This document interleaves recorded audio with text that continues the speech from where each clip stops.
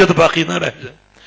رسولوں کے ذریعے حجت پوری ہوتی ہے اور حجت کی تکمیل ہوتی ہے.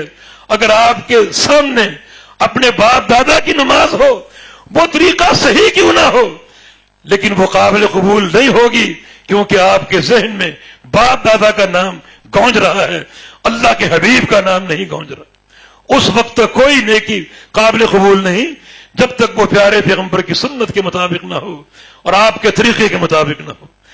تو یہ ہے صحابہ کا ایک انداز عبادت. یہ بنیادی باتیں ہیں عبادت سے قبل جن کی معرفت ضروری ہے. توحید کے بغیر عبادت قابل قبول نہیں ہے.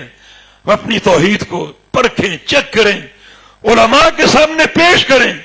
امام الانبیاء کی اتباع کے بغیر کوئی عبادت قابل قبول نہیں ہے. اور پھر قبول عمل کے لیے ضروری ہے کہ آپ کے دل میں تسلیم ہی تسلیم ہو. یسلموا تسلیما، کسی قسم کا شک نہ ہو، کسی قسم کا خلجان نہ ہو، کسی قسم کا تردد نہ ہو. امام الانبیاء کی ہر سنت، ہر فرمان پتھر پر لکیر ہے. اسی یقین اور بصیرت کے ساتھ آپ اس کو اپنائیں اور آپ اس کو قبول کریں، تب وہ قابل قبول ہوگی. باقی صحابہ کرام کی عبادت، انہیں عبادت میں تعلق باللہ کی نوعیت، یہ بھی ایک تاریخ کا حصہ ہے. عمل کی ایک رغبت اور خواہش. صحابہ کا وہ قول معروف ہے کہ تعلمنا العلم بالعمل جميعا. صحابہ کی جماعت وہ جماعت ہے جس نے علم اور عمل اکٹھا لیا ہے.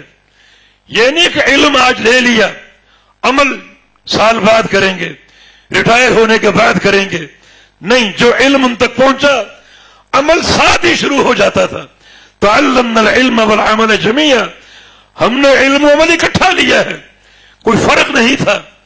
قرآن کی 10 آیتیں اترتی، ہمارے سامنے آتی، ہم اللہ کے پیارے پیغمبر کے عمل کو دیکھتے اور اس کو اپنا لیتے. عمل ہو جاتا اور عمل ہونے کے بعد اگلی وحی نازل ہوتی. اگلی وحی کے نزول سے پہلے پچھلی وحی پر عمل ہو چکا ہوتا.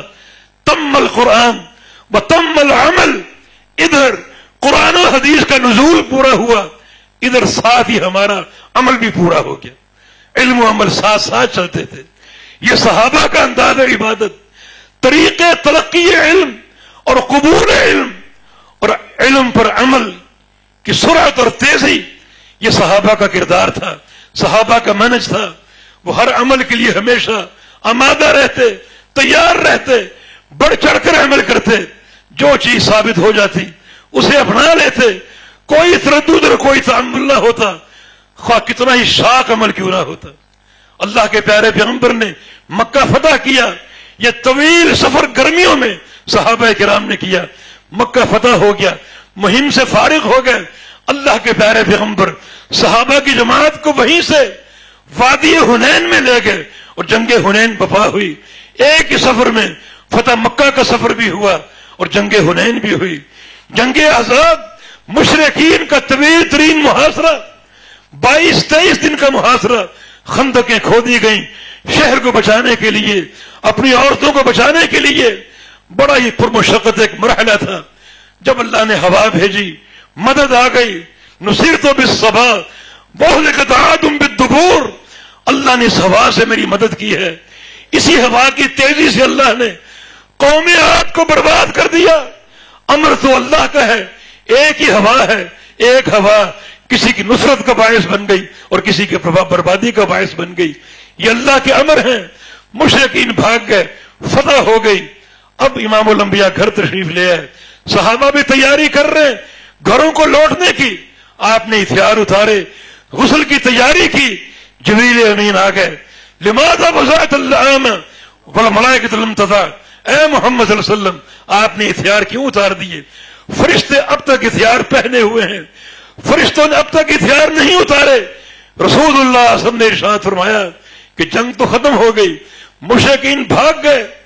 گرد و غبار آپ کے جسم پر اس قدر چھایا ہوا تھا کہ ام ہانی فرماتی ہیں میں اللہ کے پیغمبر کو پہچان نہ سکی. آپ کے چہرے پر اس قدر مٹی کی تہیں جمی ہوئی تھی. غسل کی تیاری کر رہے ہیں.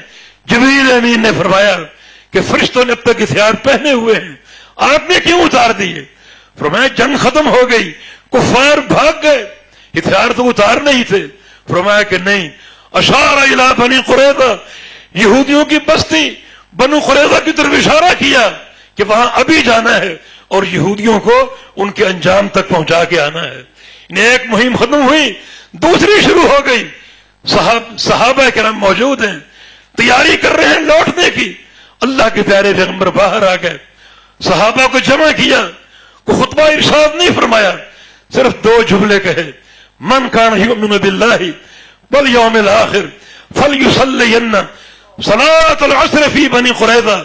جو اللہ کو اور روز آخرت کو مانتا ہے وہ آج عصر کی نماز یہودیوں کی بستی بنو قریظہ میں جا کر ادا کرے.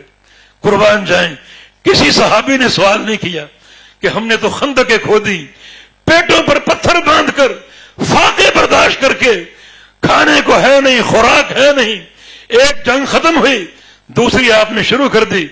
نہیں، کوئی سوال نہیں، کوئی اشکال نہیں، کوئی تردد اور کوئی تعامل نہیں. گھوڑے سرپٹ دوڑ رہے ہیں عصر کی نماز وہاں جا کر ادا کرنے کی. راستے میں وقت ہو گیا، کچھ نے راستے میں نماز ادا کر لی، کیونکہ اول وقت میں نماز ادا کرنا یہ بھی صحابہ کا منہج تھا. اور کچھ نے کہا کہ اللہ کے پیغمبر کے الفاظ پر غور کرو کہ عصر کی نماز جا کر بنو قریظہ میں ادا کرنی ہے، ہم وہی ادا کریں گے. بعد میں رسول اللہ صلی اللہ علیہ وسلم کے سامنے دونوں باتیں آئیں، آپ نے دونوں کے ساتھ موافقت کی تھی اور دونوں کی تائید فرمائی تھی.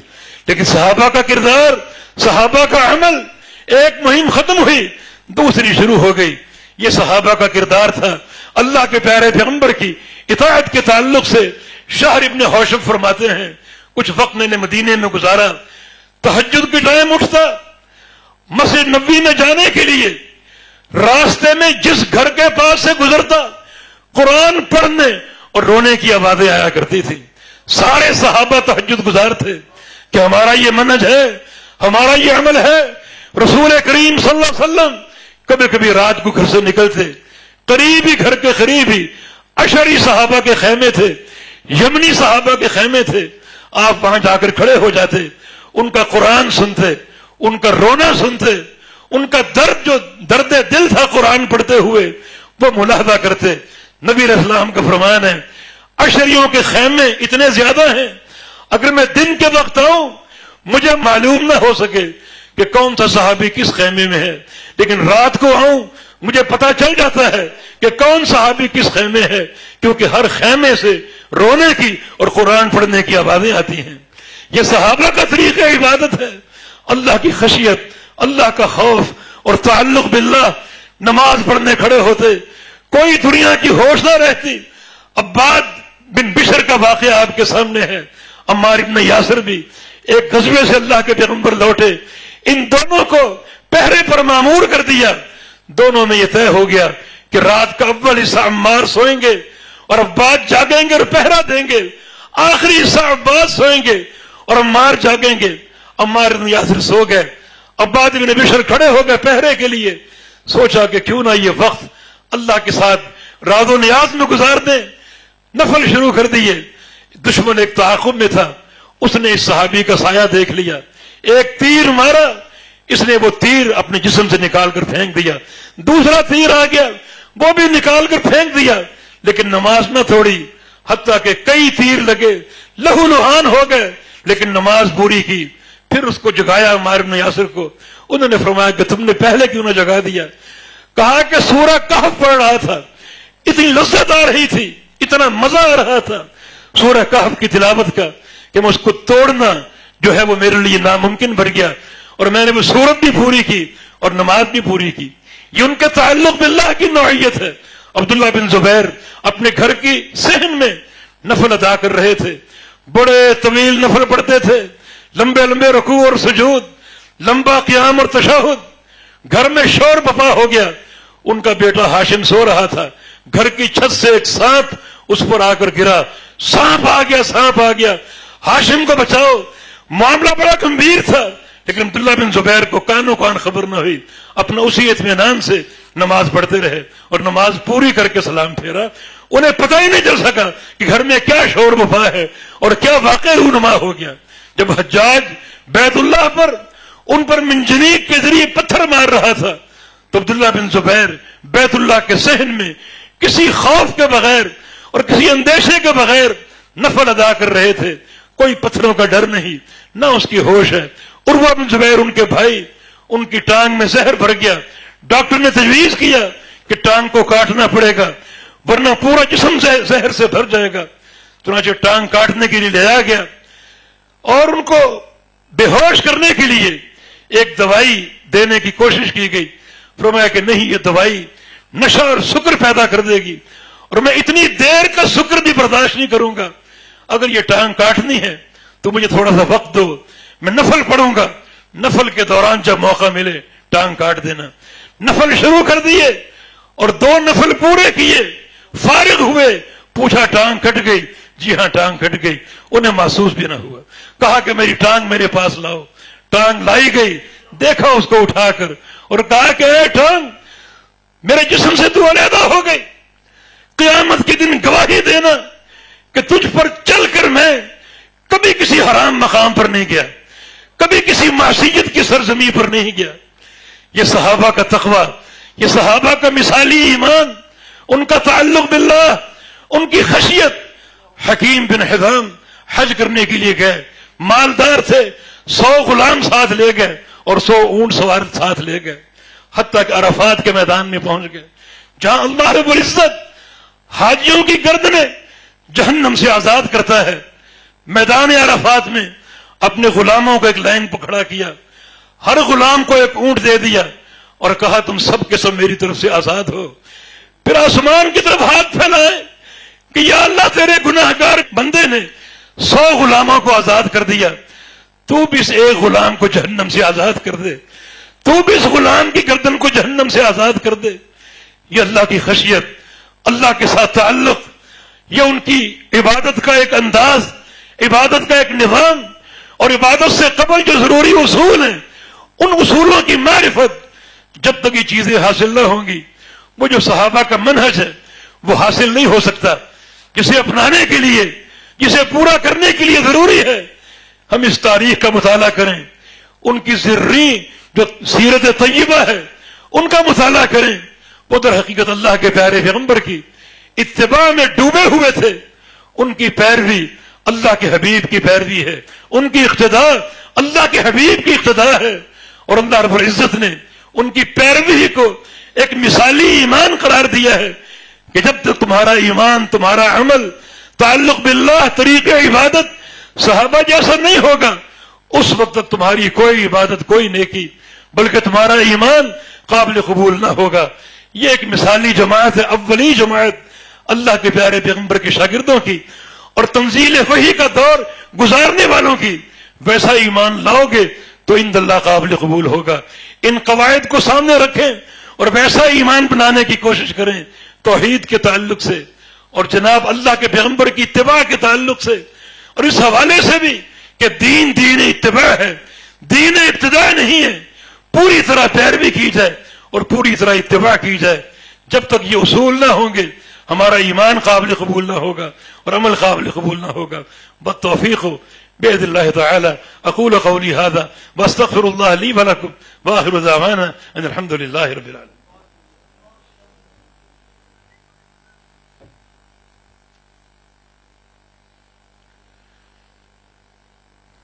الحمد لله والصلاة والسلام على رسول الله وبعد. یحییٰ بن معاذ ایک بڑے محدث تھے. ان کے سامنے قرآن کی ایک آیت آئی جس کو پڑھ کر زار و خطار رو دیے. جب اللہ رب العزت نے موسیٰ علیہ السلام اور ہارون علیہ السلام کو فرعون کی طرف بھیجا تو ہدایت کی تھی کہ قولا لہ قولا لینا, کہ فرعون سے بڑی نرم بات کرنی, بہت ہی نرم لہجے میں بات کرنی ہے, درست اور سخت لہجے میں بات نہیں کرنی, بہت نرم لہجے میں بات کرنی. یہ فرعون کون ہے؟ اپنے آپ کو رب کہنے والا, بڑا ظالم اور جابر, مگر فرمایا کہ اس سے نرم بات کرنی. تو اس آیت کریمہ کو پڑھ کر یحییٰ بن معاذ زار و قدار رو دیے, اور جب کچھ طبیعت سنبھلی تو فرمایا کہ الہی ھذا رفقک بمن یقول انا الہ فکیف رفقک بمن یقول انت الہ. یا اللہ تیری یہ نرمی اس شخص کے بارے میں جو کہتا ہے کہ میں خدا ہوں، میں رب ہوں، تو تیری نرمی اس شخص کے بارے میں کیسی ہوگی جو کہتا ہے کہ تو رب ہے اور تو الہ ہے؟ اس کے بارے میں تو کتنا تو نرم جو ہے وہ رویہ جو ہے وہ فرمائے گا، اور تیرا معاملہ اس کے ساتھ کیسا نرمی پر قائم ہوگا۔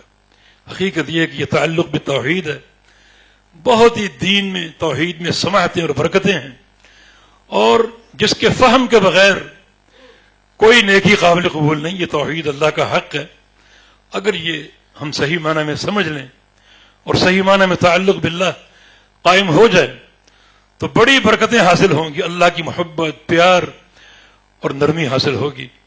اور اللہ کا دروازہ وہ دروازہ ہے جس پر دستک دینا ہر وقت ممکن۔ بادشاہوں کے دروازے بند ہو جاتے ہیں، ان سے ملنا دشوار ہوتا ہے، مگر وہ احکم الحاکمین، جب چاہو اس کے دروازے پر دستک دے دو۔ علماء سلف میں سے کسی سے پوچھا گیا کہ آپ ہر وقت تنہا رہتے ہیں، اس تنہائی سے آپ کو وحشت نہیں ہوتی؟ اس تنہائی سے وحشت محسوس نہیں کرتے؟